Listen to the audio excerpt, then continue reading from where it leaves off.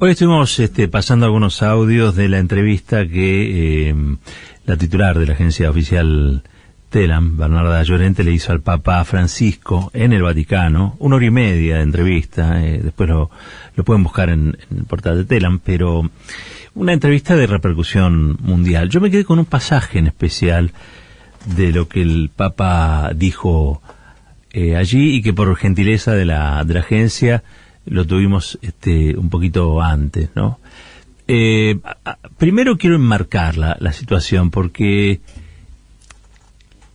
quiero volver a darle una justa dimensión a la figura de Francisco, ¿no? No tanto de Bergoglio, Jorge, sino de Francisco.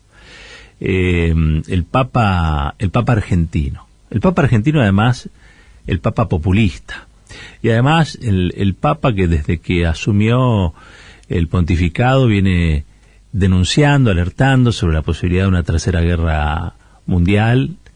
Él dice, fue el primero que dijo que esa guerra ya estaba en curso, y que tenía que ver con una serie de conflictos que se venían dando en simultáneo, y que había que regenerar una política multilateral, teniendo como objetivo la paz mundial. Bueno, un papa que hace política, ¿no? El Papa Francisco hace política. Todos los papas hacen política.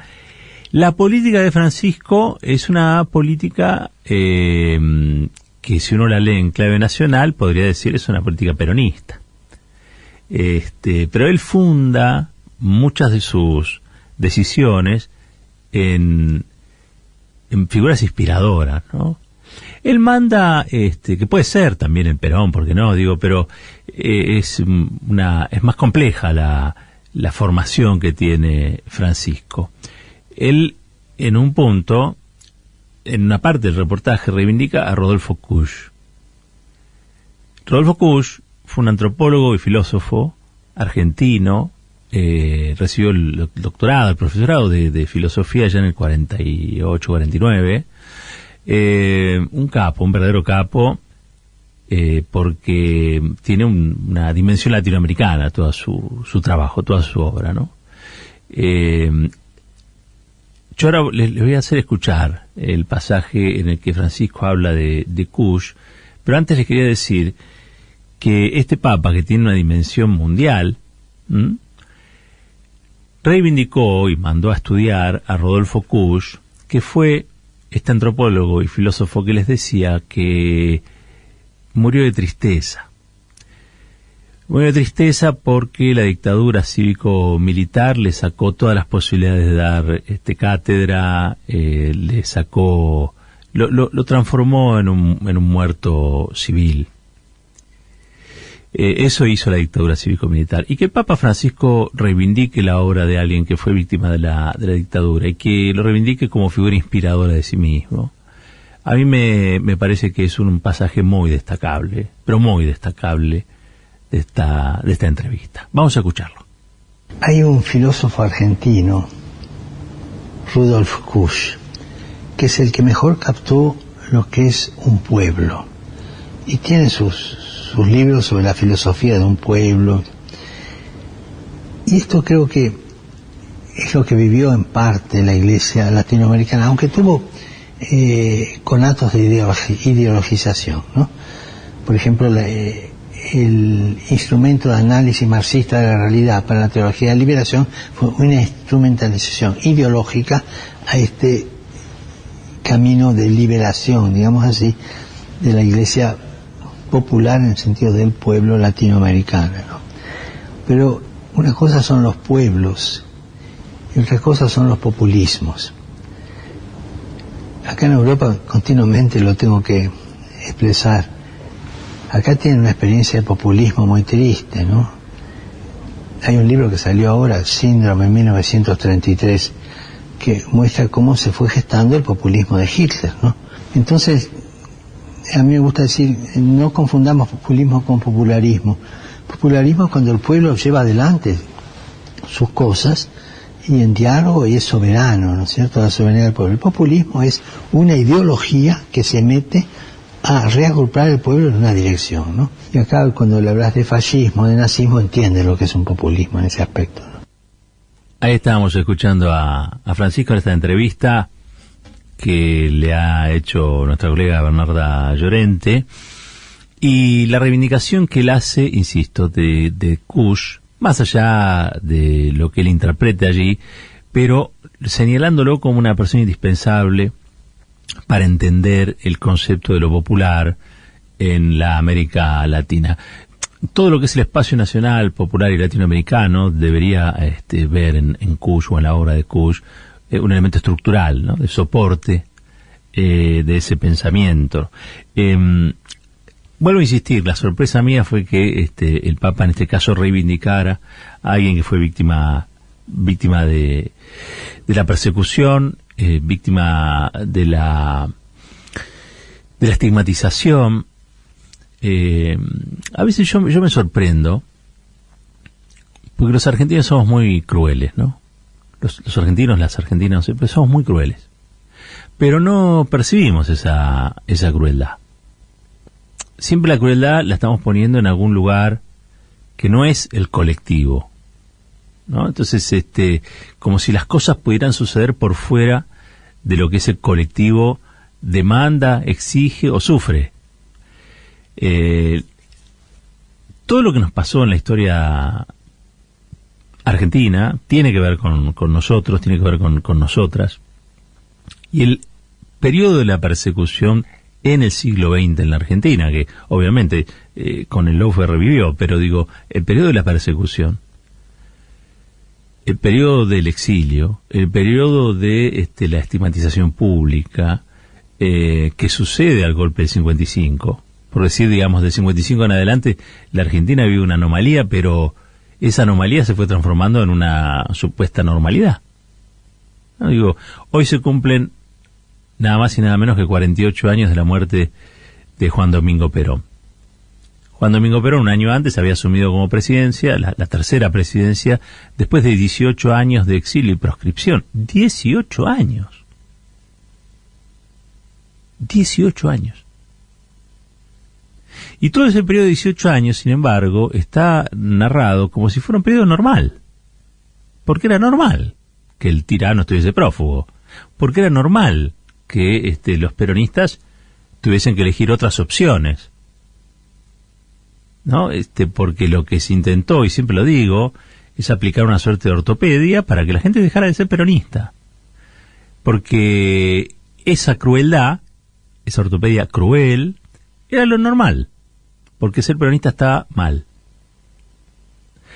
Y uno no... Me parece que todavía hoy no se llega a percibir en su justa proporción cómo todo eso retrasó al país, cómo todo eso nos hizo mal y cómo todo eso debe ser revisado para curar. Somos una sociedad traumatizada, y estoy hablando de los 18 años de proscripción de Perón, nada más y nada menos, y estoy hablando también de todo esto en el marco de la mención de Kusch. Kusch escribió un montón de libros, pero básicamente hacía una reivindicación de lo popular, de lo latinoamericano. Claro, todo eso lo ponía en las antípodas, por ejemplo, de los que decidieron el golpe en el 76. Lo ponía en las antípodas de las dictaduras, lo ponía en las antípodas del imperialismo, lo ponía en las antípodas del colonialismo. Bueno, y fue perseguido, fue, insisto en este punto, no fue herido en su reputación, y finalmente muere en el año 1979, plena dictadura, y debe haber muerto de tristeza porque uno es lo que hace, uno es estando en algo, y ese algo generalmente es lo que hace, y eso lo hicimos nosotros también. Recién en el año 1989 el Congreso de la Nación decidió reparar lo que se le había hecho a este filósofo, un capo, un gran lector de Heidegger, en el Congreso de Filosofía que se hizo allá a fines de la década de 40, convocado por Perón en Mendoza. Tuvo aportes muy significativos. Creo que cuando uno piensa en la comunidad organizada también tiene que pensar en Kusch. me parece que también es muy desconocido cuál fue su aporte, porque incluso hoy la Universidad de Buenos Aires no ha reparado lo que ocurrió con Kusch, y como tantos otros. Y eso todo es pérdida. Todo es pérdida. La noche de los bastones largos fue pérdida también. El día que entraron los milicos a pegarle bastonazos, a llevarse preso a científicos, se inauguró una fuga, la famosa fuga de cerebro, vamos a decirlo así, pero se inauguró también el retorno a la ignorancia, a la caverna en un punto. Y los sectores que han producido eso no se hacen cargo. Son los mismos que hoy avivan el lawfare, son los mismos, siempre son los mismos. Los sectores del privilegio en Argentina tienen todo el poder para percibirse, ¿sí?, como buenas personas, tratan de que los demás los traten como eso, pero en el fondo tienen comportamientos que a veces rayan lo criminal, o directamente son criminales, me animo a decir algo más, y a veces hasta genocidas. Que el Papa haya resucitado, bueno, tratándose de un pontífice, está dentro de su trabajo, no debe estar en el convenio colectivo, pero haya resucitado la figura de Kusch, tiene una importancia tremenda. Es genial que haya hecho eso. Yo creo que Bergoglio se ha equivocado mucho. Tampoco sé si me gusta mucho su papado. Le reconozco su lugar de importancia y relevancia. Creo que es un señor muy conservador en algunas cosas y progresista en otras, ¿no? Es un progresista dentro de una corpo conservadora. Pero bueno, solo eso, que es poner en tensión, hacer lío, como le gusta decir, a mí me gusta como propuesta de vida. Me gusta que cada uno tensione y haga lío dentro de lo suyo. Cristina y Néstor hicieron lío dentro de la política. Bueno, el Papa ya hace lío dentro de la Iglesia. Y me parece que esa gente es la que hace, al fin de cuentas, girar el mundo. Si no, esto sería un cementerio. Entonces, el mundo gira y la historia ocurre. Y en este caso, a partir de ahora, por la mención, por la posibilidad de resucitar que le dio el Papa a Kusch, también vamos a hablar de Kusch. Porque es mentira que se pueda hablar de Patria Grande sin saber quién es Kusch. Es mentira, es falso. Así como para recuperar YPF primero tuvimos que reconocernos en el bicentenario, saber quiénes somos, dónde venimos, por qué hacemos una cosa o por qué tenemos esta bandera y no otra. Bueno, ahora vamos a saber por qué queremos la Patria Grande. Entonces, no es solamente el abrazo de Guayaquil, no es el abrazo de San Martín y Bolívar, no es solamente Néstor, el Alca, no el Alca. Eso sí, todo eso, pero eso tiene que ver con ideas. Y son ideas que algunos se pusieron a rodar. Pusieron a rodar para que incendiara la cabeza de los otros, porque para eso se hacen rodar las ideas, para incendiar la cabeza de los demás. Y eso fue lo que hizo Rodolfo Kusch. Les recomiendo algunos libros, igual hoy está todo en internet, pero pueden ir a buscar La seducción de la barbarie, análisis herético de un continente mestizo, año 1953, acá se toma todo el tema de civilización o barbarie sarmientino, hace un ensayo muy profundo en relación a esto, América profunda, indios porteños y dioses, de la mala vida porteña, el pensamiento indígena y popular en América, la negación del pensamiento popular, esto es del año 75, geocultura del hombre americano del 76, esbozo de una antropología filosófica americana del 78, un año antes de su muerte, y obras de teatro, La muerte del Chacho, del año 60, y La leyenda de Juan Moreira, también del mismo año.